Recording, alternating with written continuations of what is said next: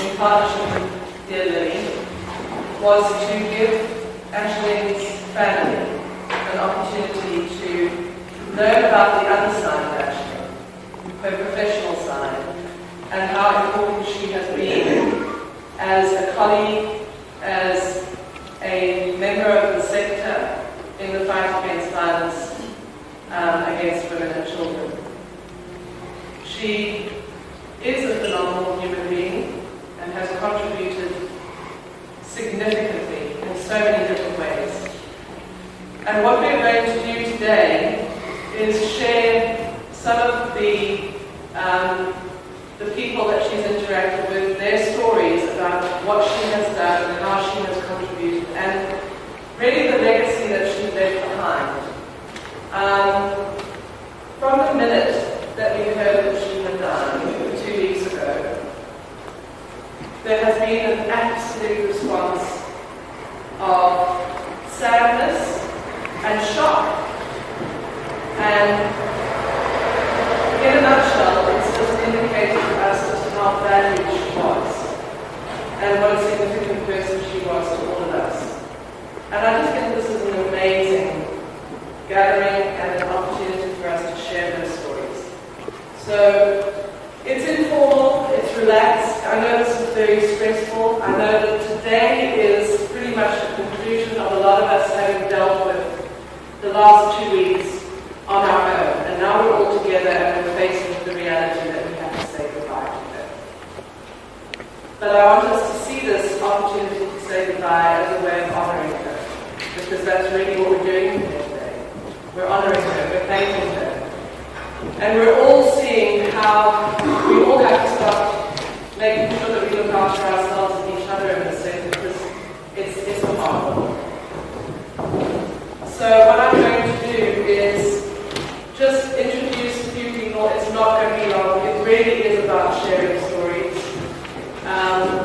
So we've selected, Lily and I, some of the sort of core representatives of Ashley's professional life, from the university that she worked with, to the projects that she did, to the organizations she represented.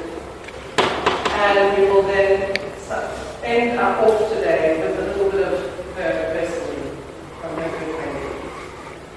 So I'm going to introduce Professor Lorna Martin to come and say a few words about Ashley in terms of her personality within the university structure. And then I will have the honor of presenting the unit's words about Ashley after that. Thank you.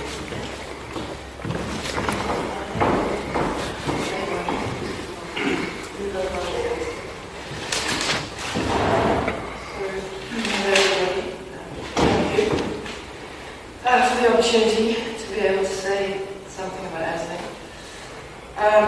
As you know, she was a researcher in the Gender Health and Justice Research Unit, which is in my division of forensic medicine and toxicology at the University of Capetown.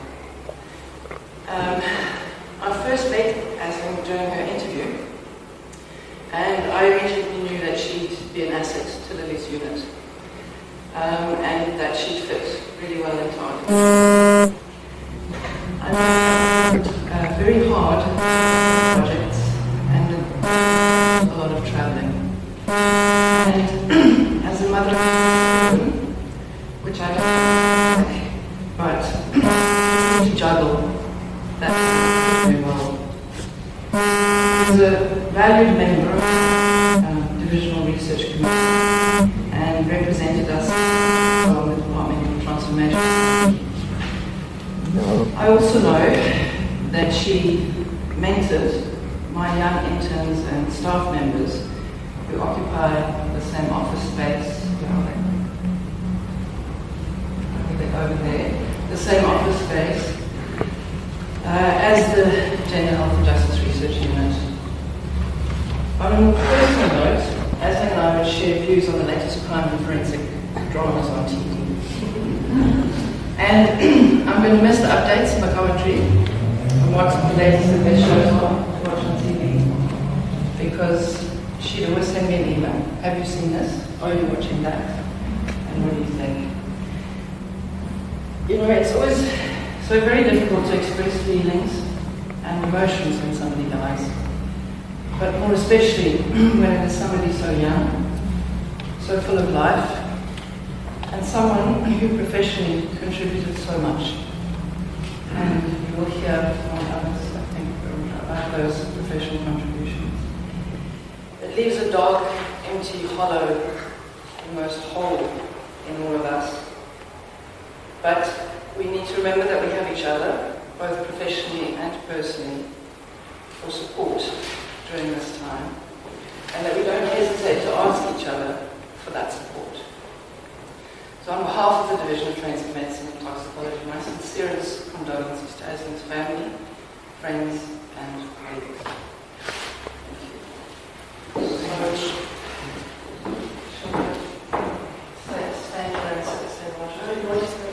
So I'm going to read something that our head of department has written, Professor Ramaswamy, who is head of the Department of Pathology at UCT.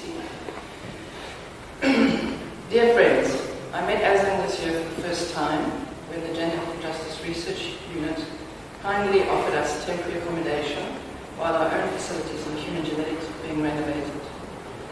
Usually in academia, people are overly guarded of their spaces and very reluctant to share.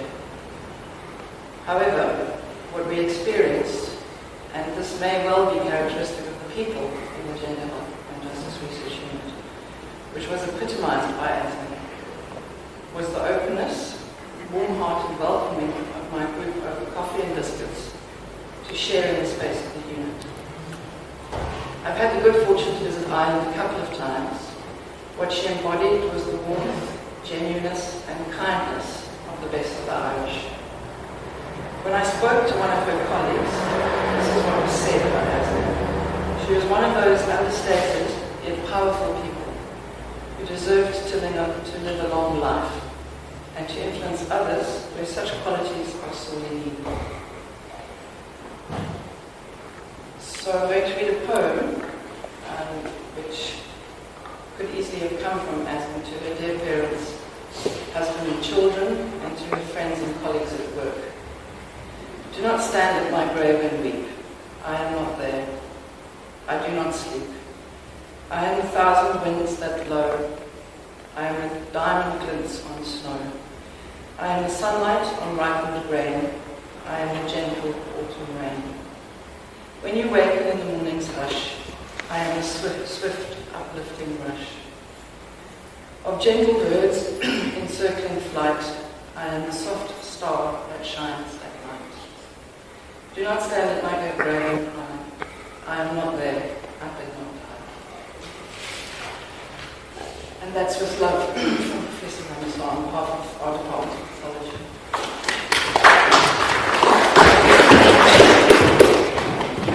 I think it's a good idea to clap. This is a time to celebrate. Okay, now I've got to see if I can hold it together through this, even though I didn't write it. So I'm going to read the dedication that's been written on behalf of the unit by Lily, with her colleagues giving input. And I think it is very beautifully written, and I think you will understand a lot more just who she was within the sector of the work that we do. But in addition to that, Lily has added something personal about Ashling's death, which I think, despite the fact that it keeps sort of every now and then shocking us, is also very beautiful, and you'll understand what I mean when I get to that. In loving memory of Aisling Heath, Lily has asked me to read a message to and about Aisling on behalf of the staff of the Gender Health and Justice Research Unit. Sadly, Alex and Talia, colleagues and friends of Aisling and of the GHJRU, could not be here today, and although their sentiments are within this message, they have expressed their great sadness that they could not be here in person, but they are certainly with us in spirit, as is Ashley. Thank you so much for being here, for celebrating the life of Ashley with us. Another precious moment to honour her life that we thought to take. With the blessing of her family, to share her memory as the outstanding, compassionate, and humorous friend and colleague that we all knew her to be. A woman who could not be stopped or told to slow down. I see a common theme coming through in the messages here. A woman with a desire to change the world we live in, one day at a time, benevolently and mindfully. A most beautiful, kind-hearted, determined, fiercely intelligent, strong-willed force of a human who gave her all to everyone and everything all of the time. We have with us Dwayne, Ashling's husband, her parents, Jim and Esther, her brother, Enda, and her in-laws, Errol and Carol. And also we keep in mind beautiful Emma and strong Kian, their children. Sadly, Dermot, Ashling's other brother, had to fly back to Montreal earlier this week, but we had the opportunity to share warm greetings and wonderful stories about his remarkable sister on Sunday. We all have many stories to tell today about Ashling, as Ashling was a humble soul. We wanted to share with her family stories that they may not know fully well. The doctor of sociology, the extraordinary researcher, the implausibly organized project manager, our future leader, a treasured confidant and soul soother, and a compassionate advocate for a world free of violence and harm and hurt. She embodied our mission, something which we all, in times of insecurity and uncertainty, cannot always do all of the time, or clearly see, or have the vision to always implement with care. She came to work at the unit in January 2016. We knew after days of interviews, as the professor said, and hours of discussion that Ashling was the one. And in the short few years that she was with the unit, she took full command of her work and flew with it. We mean really flew with it. And she made lasting impressions wherever she went and with whomever she worked, all over the country, in hospitals, at police stations, in government offices, in makeshift community offices, and under the welcome shade of a tree. There are many who are gathered here to honour her life, who knew Ashling as a compassionate researcher, a fair-minded and thoughtful colleague, as well as a trusty friend. She was plain-spoken, with an equal measure of gentleness, and she was uncompromising in her convictions. The core of her work was to conduct rigorous research to help improve the experiences of sexual offences survivors within the criminal justice system. But she did so much more. She was a teacher, a mentor, and a keen learner, and she threw herself towards, within, and among any injustices she felt she could change. She worked in deeply complex community environments with care and generosity, and within difficult policy spaces, with a firm hand but a respectful touch. She was a perfectionist and a planner extraordinaire, but could navigate the most diabolically messy of situations on a wing and a prayer, not to mention a good dose of good Irish humour. Her passing, which leaves us truly heartbroken and somewhat lost, has left a monumental gap in our lives. For we have not only lost an outstanding colleague and a marvellous leader, but we have lost a sister. A sister we shared our everyday lives with, who filled our days with outlandish stories, a contagious laugh, and unconditional love. a soft and kind soul with sufficient amounts of grit and determination to navigate any situation that was put before her with grace and composure. Messages have come from all around the world, sending condolences and deep sadness at her passing. That is a huge honor. She had an indescribable presence that no one could ever forget. We've had heartfelt messages of condolences from activists, magistrates, prosecutors, community members, social workers, healthcare workers, anyone who experienced her magical ability to listen, to teach, to support, and give people hope. We have spent many hours on the phone with friends and colleagues in tears of both loss and of laughter. Laughter about the light and love and truly unique ways of being of our beloved Aisling.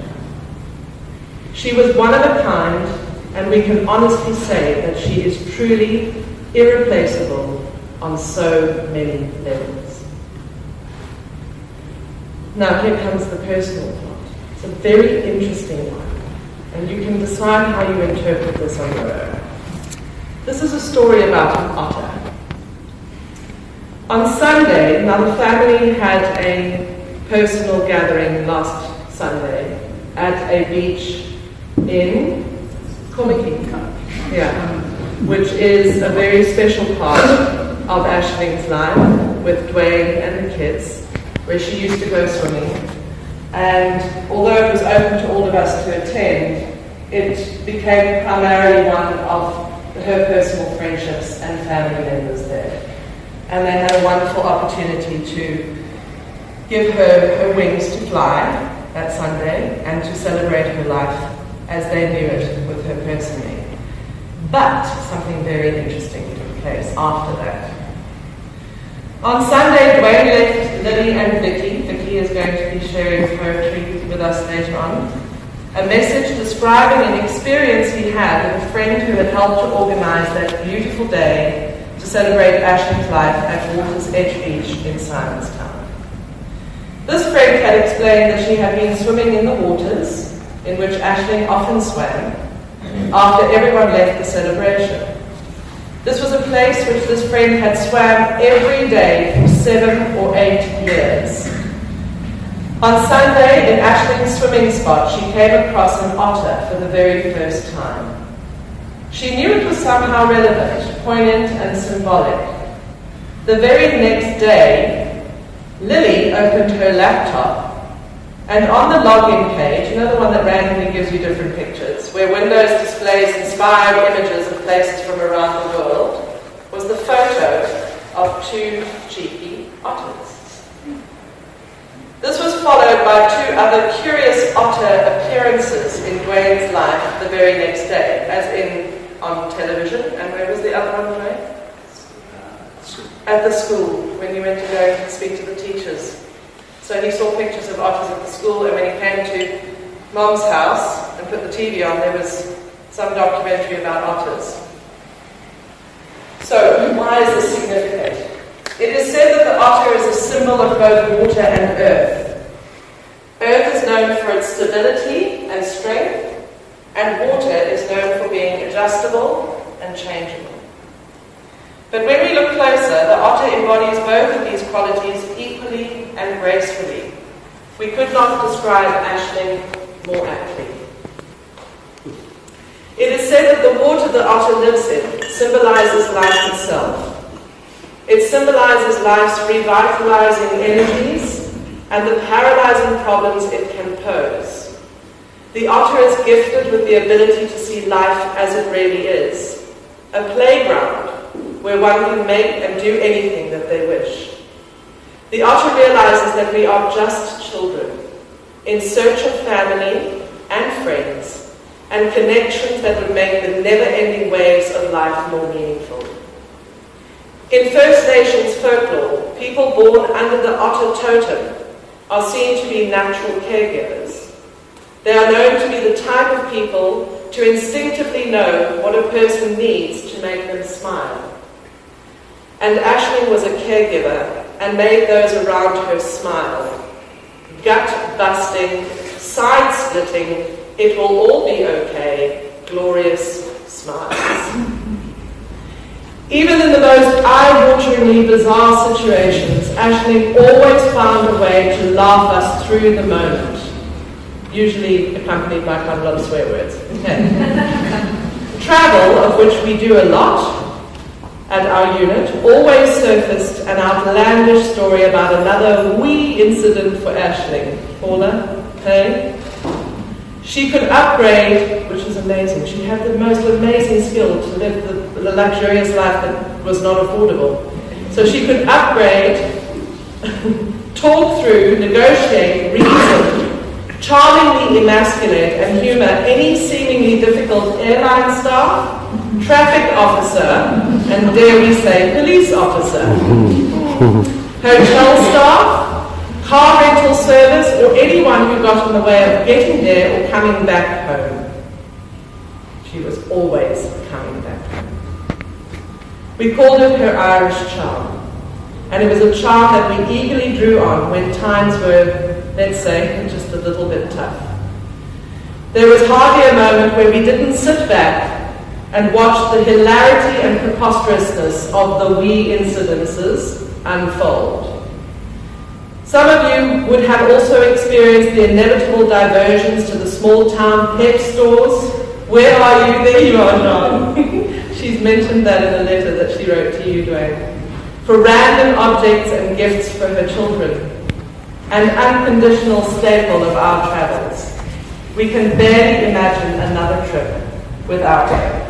And I have to say that I just went to a meeting at the Department of Justice the last 2 days, and I really missed her. I missed her being there, and I felt that she wasn't. The First Nation story about the otter continues with the knowledge that those around the otter know that when crisis hits and they need someone to help lift the burden of life, they can always call on the otter people. With Aisling, many people did, and she always responded, no matter where or what or how she was doing. Further, Google, because we love Google, tell us of the ancient Celts, who also observed the otter and appreciated their good humour. The otter is also enshrined in an Irish legend, the voyage of Muldoon, as saviours who bring sailors salmon to eat when they are tired and hungry. To them, the otter is a spirit guide that is both a teacher and a protector. She was both of these to us. She helped those who were in need of finding the answers within themselves, and like the otter spirit, she was a symbol of devotion to family. Both her own and the ones that we construct to survive this difficult world, and was loyal to the people and to the causes that she held so very dear. We take little solace from her passing, except to say that she passed peacefully with Dwayne at her side. And she spent her last 2 weeks on leave with her children, and Dwayne, and her family. They were the centre of her universe, as she was of theirs and of ours. It was a period spent doing what Aisling does best, filling her days planning activities and of course colour-coding them all, cooking, watching and informing us of the, as you said, Professor, next best crime series on Netflix. And it goes without saying, DIY. She was utterly unstoppable. No, please rest was not an instruction she took well from anyone. There is no doubt in our minds that Aisling will be missed sorely and dearly by many, her colleagues and indeed her family, whom she adored and protected and cared for very deeply. She would have wanted us to take this moment to reflect and to regroup, and we will honour that. She would have asked us to take a deep breath, to keep up the good fight with a solid log frame to keep us in track, to remember why we are doing this challenging, sometimes soul-destroying work. To remember to take care of each other's delicate souls, and mostly to reach out to those that we sometimes leave behind, or set aside, or leave in the shadows, or ignore altogether. Deg wit, Ashley, which means God be with you. You will forever be in our hearts, and you will never be forgotten. Spread your wings, our dear friend, and keep soaring to those great heights. We will forever honor your legacy. Was in this pamphlet.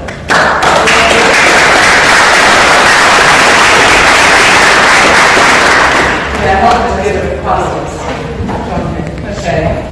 And I think that you, as the family, need to understand just how significant she was to be able to have somebody of his stature come and share his story of Ashling with you. Minister?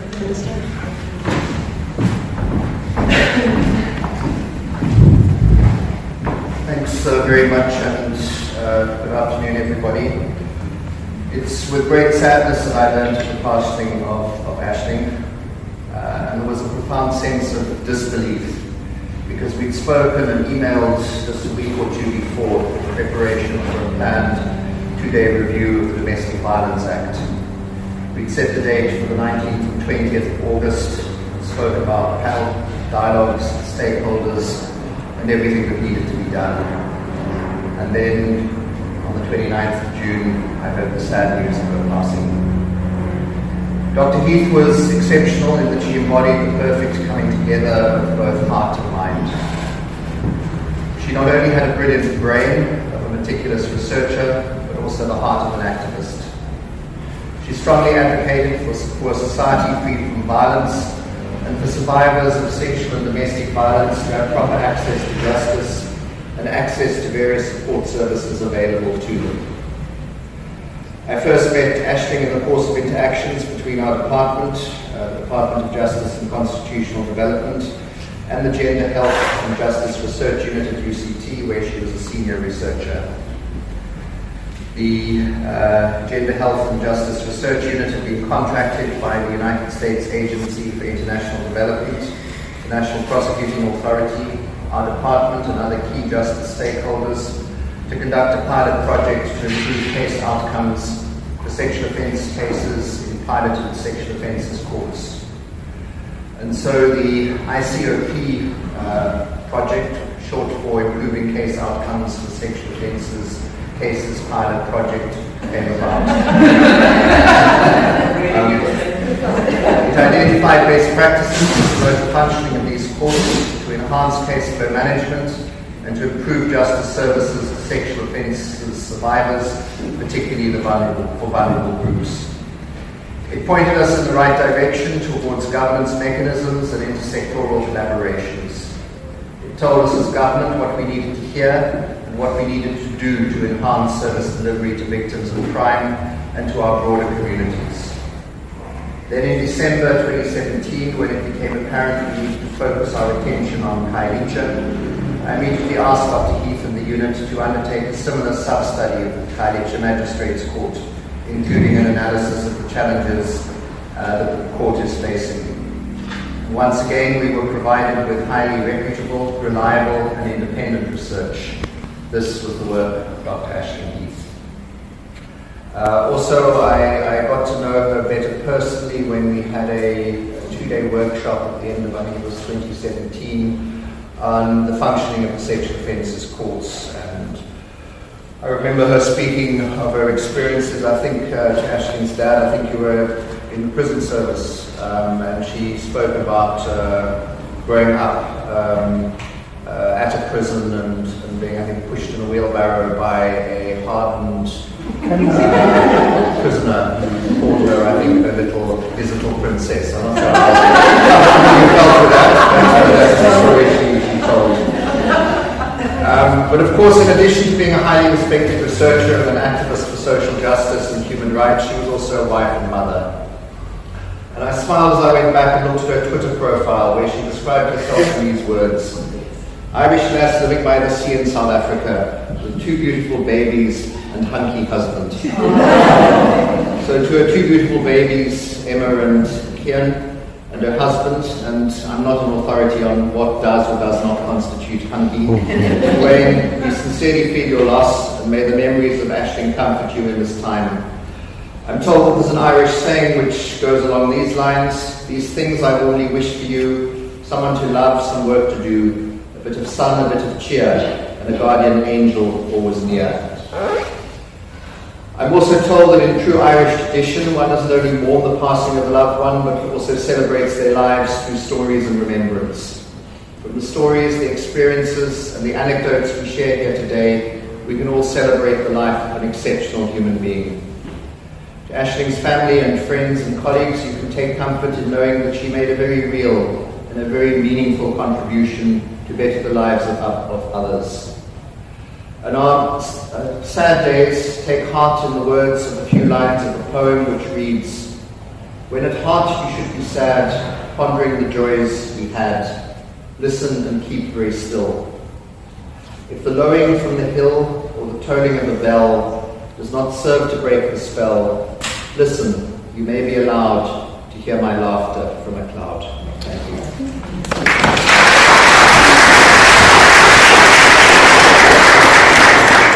Never forget the butter.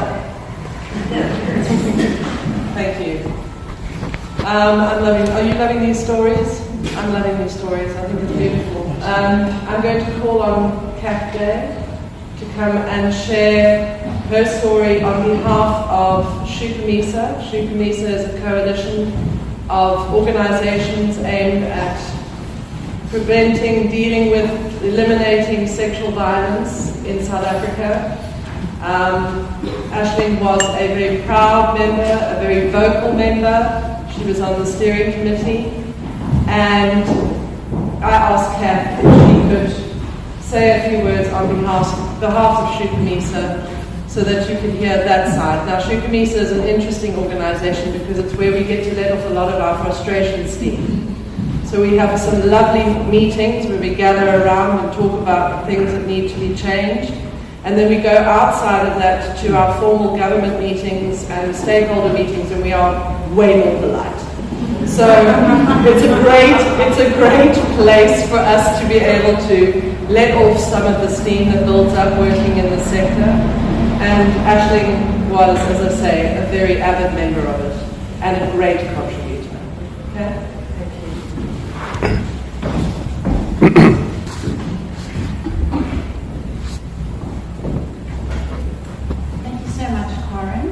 And that's exactly how I first got to know Aisling. She came to our offices. I worked for the Red Cross's Capetown Trust.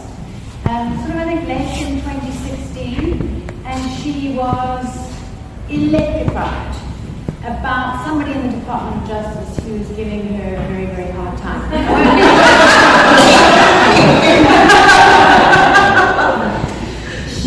She was so frustrated because her work really is about, all of our work, in some way, shape or form, with the Shupamisa Coalition, is about seeing what is wrong. We look, and her research in particular looked in enormous detail, down to the finest granular detail of what is wrong. And to know what is wrong, you want to put it right. And if someone blocks you in some way, no matter how small, it becomes frustrating. And I think that was a theme for her throughout the very short 3 years that we knew her. And it's so odd to think that it was so short. Was this, how do we come to terms with that frustration? We see the world and we want it changed. We see what is wrong with the world and we want it to be better, we want it to improve. And that really epitomized the passion that she had for her work. And she was unstoppable because she could not stop. None of us can, actually, who do this work. We cannot stop. And I just want to tell you a little bit about her role in Shupamisa and what she did for all of us. And I think will actually continue to do for all of us in the work that we do as a network, as a coalition. So she was a member of the steering committee recently over the last, I think 9 months, maybe a little bit more. She was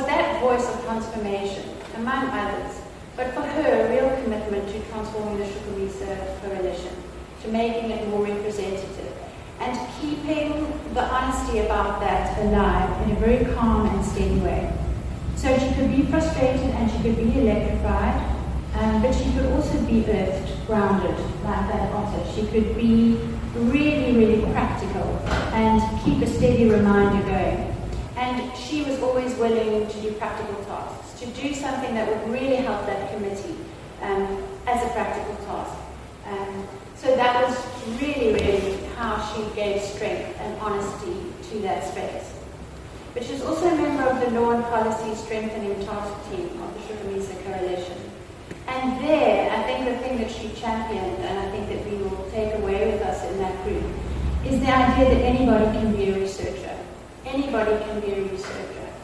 And the field workers and the community members that surround the organizations of the Shukumisa Coalition around South Africa, from all 9 provinces, can research the criminal justice system, the police stations, the health facilities, and the courts, in the same way that she did, to the same effect, to be able to point out what is wrong and to find the creative solutions that will show us a better way of doing things going forward. And the last thing I just wanted to say, this comes a little bit from somebody else in the Shukumisa Coalition, was how hard she worked and how her family helped her in that. The story from Shahida Omar from the Teddy Bear Clinic, who said that when she would chat to Aisling, at meetings or on planes, that it was about her family and going back home, but also how her family gave her space and supported her and made sacrifices for her, and how acutely aware of that she was. And on that note, I just want to say to all of us that are here from the sector that the conversation that we need to have about well-being is a conversation that needs to go very deep and very wide. And I think we know that, and we know we have to have that conversation. But yes, goodbye, Aisling. It was really amazing.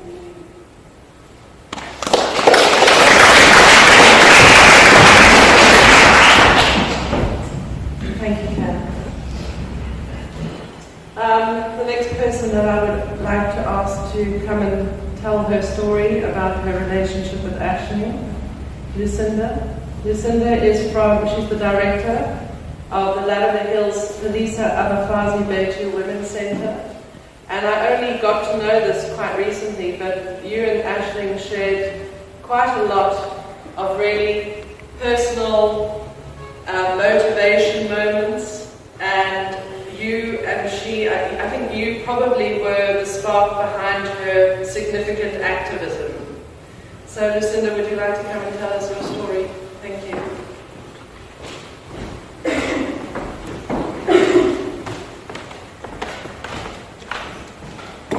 Good afternoon, everyone. You I think I want to start at the Go side. ahead. She made me dress up. I will start by saying that she made me dress up because she loved my dresses. And she always used to remark about how I dress sometimes. I'm from Lavender Hill, and we met 2 years ago at the Shukumisa Joburg function. 2 weeks before that, she saw a documentary about Lavender Hill, and she kind of looked for me, and I was at this event, and she came over to me and she said, I want to be your friend. Like, why? Why do you want to be my friend? I'm Irish. I'm like, okay. So what is this about? She said, after reading, like, I've got Lucy. Why do you want to be my friend? And we stood in the lobby, and within a 6-hour conversation that she was supposed to work, we actually spoke half a night. We sat at the lobby, and Ashley and I became sisters. She made me walk from that top parking, by the way, because I was running late. So we used to walk together once a week, every second week when she would come from the trips. Once a week we would check in with each other, and she would tell me about a certain person in the justice system. I hope nobody's not here from justice. I took this woman on the focus, and I asked this particular, she's also a woman with a vagina like us, please excuse the someone, this is how I am, this is how I speak. We were focused together and she promised, our justice system is attached to safe houses like that. It's not. And we were each other's motivation. Ashlyn crossed the border and she came into Lavendale. You know Lavendale, like, shoot, yes, shoot. And I said, shoot, yes, she came to Lavendale. We spent a lot of time together. And she was unafraid of the coolest because she told me, I'm Irish. And we've come through war. And we've come through hardship. So why would this be a problem? Well, we were more worried about her car, Dwayne, because it's a beautiful car. And we were looking at these people that does affirmative shopping. So we worried about the car. And so Ashley would come to me, some fuzzy, and I am the personification of her deity. That's why I'm wearing it today for her. And nothing was impossible for me. And she would sometimes tell me, I want to soak up what you're wearing. She called me an energy bunny. And we had a visit in January, Dwayne. Queen Sylvia of Sweden came to Lavendale. And we invited Ashlyn. And she told the Queen about us. And she told the Queen how she came from the mountain from Blue City into Lavendale and she found the lavender in the hills. So nobody sees lavender. Okay, the army's here, so don't worry. Everything's still okay in lavender. Army came. We're going to debate about the army a bit later. But Ashlyn, the army came. Yes. Because we had our conversations about the army. And I had my conversations with Big Tele. And yes, I'm still walking with these tonsils in my hand, but the army's here. So, and in January when the Queen was here, she opened up her heart about us. I'm like, are you sure you speak about us? And she made such an impression because she had a deep love for the people of Lavendale. But she loved me too. And so in return, I taught her to dance. When she came home from trip, and this was her ritual, she would go on a Saturday in a garage and she would play anything from Funky Buddha to Ever to Pet Shop Boys, and she would send me a little clip of her dancing. And we were still planning to go to Pizza Hut, reach to Township Jewel, and two of us would have had a Township Jewel. That was still in the plan. But what I did was I wrote a proposal to the Queen and I asked her to support us with the building for our services because we've outgrown our services by $1 million now. And just before she took leave for the holidays, the response came through the way. We have the funding. We are going to build a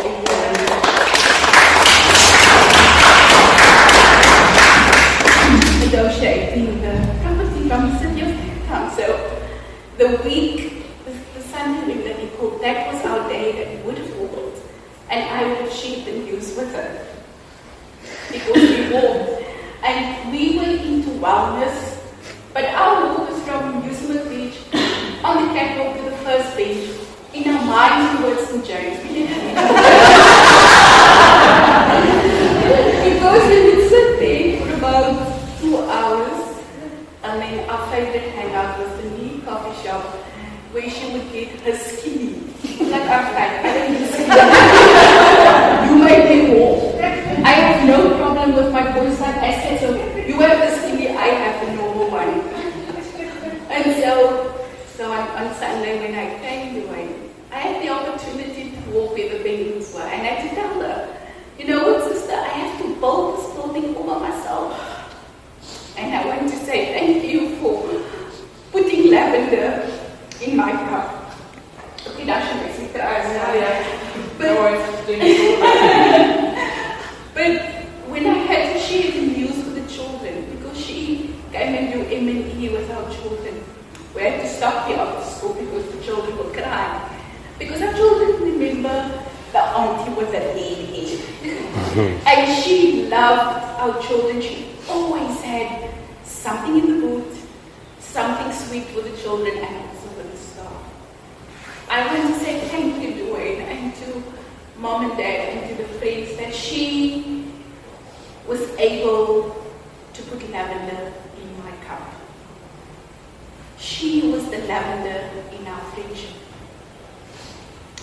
She was the personification of loving action, the researcher in Tantje Vrouw. Lucy and never the yo. And I must say it as it is. And I taught her some words in Afrikaans. So if she said one time to you, oh yeah, it's coming from me.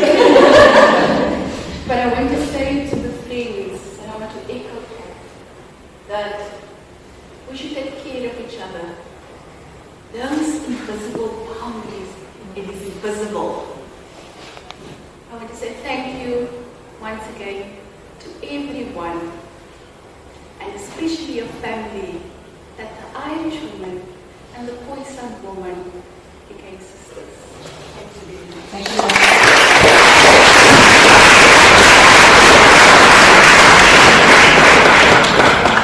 Beautiful, thank you, Lucinda. Yeah, I'd like to echo what she said, particularly to her family, to say thank you for giving her to us for what seemed like a much longer period than she was. Thank you for sharing her with us. Thank you for letting us be a part of her world. And we will continue to be a part of her world. Because that's the legacy she has left behind. I would like to end off today, because it's been a beautiful sharing of stories. I mean, I'm so overwhelmed. And I'm sure she is too. She's probably orchestrating this too. I feel a love train has happened here. I really do. Because it's good. It's been good. But I'm going to end off putting the final touches on today through a dedication from her dear friend Vicky, who's also Irish, which I think is awesome. So Vicky, if you'd like to come and end off with a poem. And interestingly enough, I don't know if any of you knew this, but Aisling actually had published poetry. Right? So the woman was phenomenal. Phenomenal. So there's a bit of her left behind in publications too. Vicky, thanks.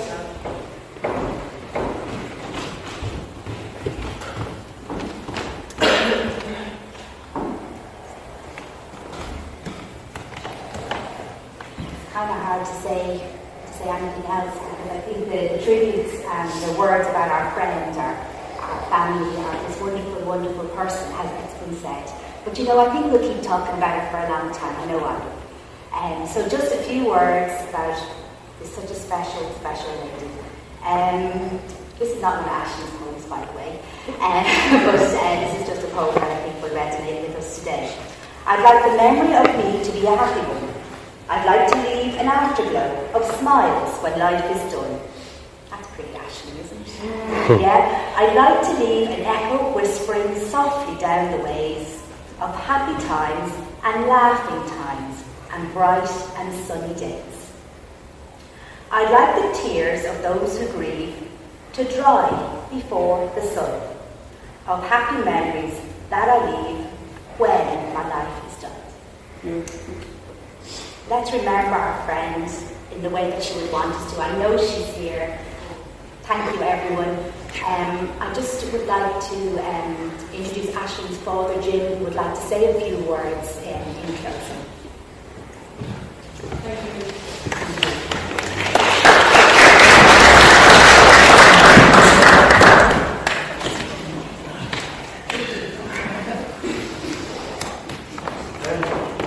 Nothing we can note. Just come out. But on behalf of Esther and myself and Dermot, we would like to just look back in her life and choose some character.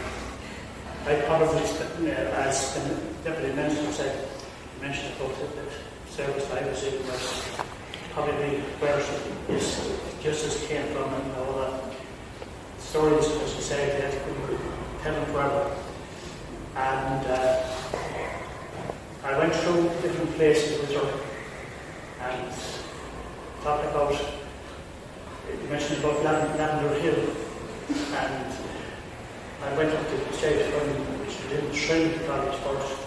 I used to go up there, up to an apartment there and figure out she makes the goodies and things like that. And That was a lovely area. That was in Glenrock. Then she went up to Queen's in Belfast, which was quite different because it was actually parts of the trouble was still going on. He's not a bit. I used to drive up, just think about 5 hours, drive up to Belfast, trying to come early. And actually, the apartment she had, it was a small little back to it. Now, I was driving a Southern Ireland registered car. So it was meant that was a lot of train away. Yes, at that time, it just weren't welcome as such. And she's happy. Let me put a car in the back area of her apartment, which she stopped sharing with another person. It was only this size, how I got the car in and out, how he turned it around even. I mean, but she was guiding there, and I got there and we spent a lot of time together, and I drive back that evening. We spent a nice bit of time, Esther spent a nice bit of time with us as well, up in Belfast. You know, she was so tired, and we had a good old laugh together. I think the thing we can look back in the life and say that actually we got you, and they were fantastic persons, you know, and you can see from the words that were said here today, and we have a lovely person here now, the way Emma, Kate, Karen, and as you all know that I'm an Irish South African now at the present time. I live here in Kitchen, and she actually brought us here, but she made sure she wanted us here. And people said it when we left Portage, that at our age, to up and go at that time, trying to organise 2 years organised that for a house to be so definitely done, brought the paperwork that had to be done here, which some of it was very slow. And I think at one stage in the Department of South African Foreign Affairs in Dublin, we had a bit of a problem with visas and that. And she made a phone call, and she said she was with the Deputy Minister for Justice.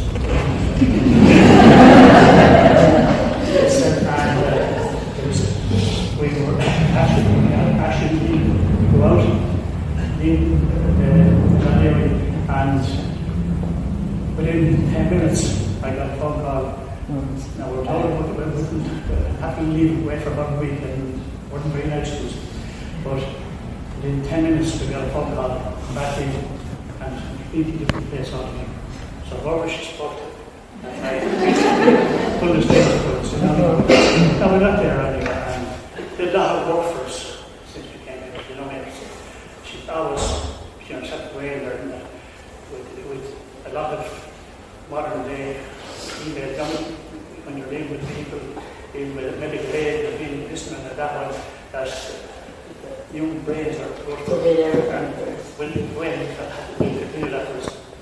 But no, there's nothing much more I have to add to it, but it's something you probably, the university, what's being put on today is incredible, and so proud of every one of you.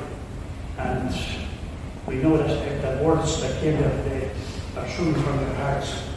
And people, when they talk, especially people that have worked with her, and it's hard to really to accept this and continue your life in that.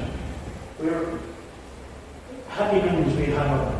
They'll live forever. I mean, another place out in Suffolk, we go out there in the summer, or last summer myself, go out there for a picnic to that spot every week. Go out there morning and there'll be out a few sandwiches in the flask and penguins walking up and down the sides. They're simple little things, but your backs, as I said, I don't think any more of that to where I guess. Especially probably saying they don't have their food. But no, and no, I was recording, but my son and Nana, he had to go back because he had two lovely children there and his wife and he would stay with us on video and that. So we're in constant touch with each other. I say my middle name, probably with Ashton, was no problem. No problem. Because every time she went anywhere, she was away or anything like that, not talking to anybody, that she could be in Jaybird or anywhere. Melinda, I think that was the name, maybe say right, but she texted me back to say the way and said it wouldn't be there at 3 o'clock, which they won't get back to there at 5 because the job is demanding as well. And no problem actually. And that's it, no questions, I'm against. And kids are fantastic, and we're settled in here and we're very happy to be here living in South Africa. And we've made more friends probably now since this actually happened. It's people that we wouldn't have known before. We know them now, they only need by first names and places and things like that. And I finish up is say slum before, and that's which means Irish.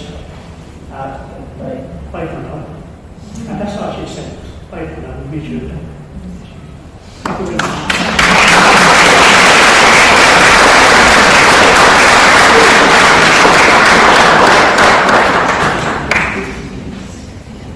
I think Jim has said it beautifully there when he said he's proud of all of us. And I think Ashley would be very proud of today. And I would like to thank you for all being here. I would like to thank Lily and her team for all the hard work that they've put into getting us to this point. And I would like to thank everyone who contributed their stories so that we got to know her a little bit better and shared that with her family. There is a little book at the back of the room that I'd ask if those of you who haven't done it yet, if you could just write a message, because I'm going to give that book to the family. It's for them to remember what she meant to us in the sector, and also for her children when they have the time and the understanding to read it, so that they know the impact that their mother has made on us. And I would just like to wish Ashley and farewell.